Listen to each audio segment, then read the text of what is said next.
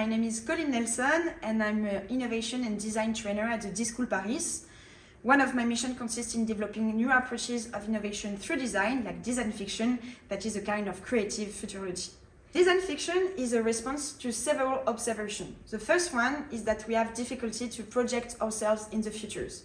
Even if we can have some accurate scientific data, it's difficult to imagine what our daily life will look like and to take action for this daily life.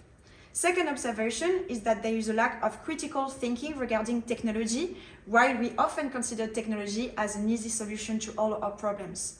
And then, third, if we look at our collective narratives as a society, we can see that the futures can be very scary or not very relevant regarding the challenges we have to tackle. So design fiction is also to explore new kind of futures, and some of them can be very bright. So how does it work? Design fiction goes through 4 phases. First, we are going to explore the present and try to identify trends in our society, or what we can call weak signals. Second, from these trends, we are going to explore a lot of different scenarios, like what could be all the possible futures starting with these trends. For that, we are going to use a systemic approach. That means that we are going to see society as a system. Then, while exploring a lot of scenarios, we are going to select only one and try to dig a little bit more, make it coherent and relevant.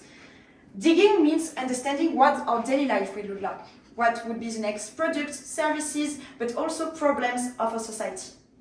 And then, when we are a clear scenario, we are going to transmit this scenario using prototypes or objects that we call artifacts.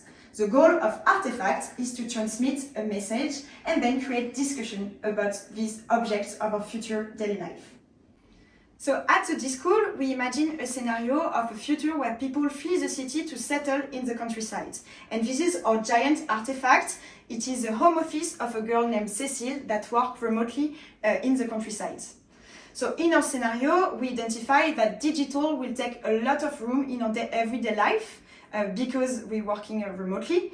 So it can pass through new objects, for example, new devices for teleworking and video conference, but also some of the problems linked to the digital world. For example, we can see that Cécile needs to take pills because she has a fear of missing out, being alone in the countryside, living only behind a phone or computer. And we can also see on her daughter's desk that she's learning a song at school in kindergarten to shut down while mommy and daddy are doing a video conference.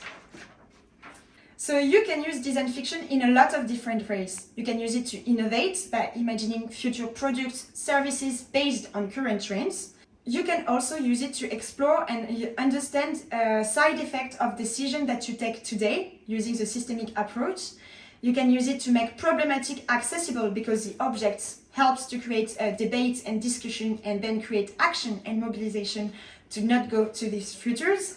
And finally, it's also to regain confidence in the future by realizing that many futures are possible. Some of them can be very bright and you just have to create them to make them real.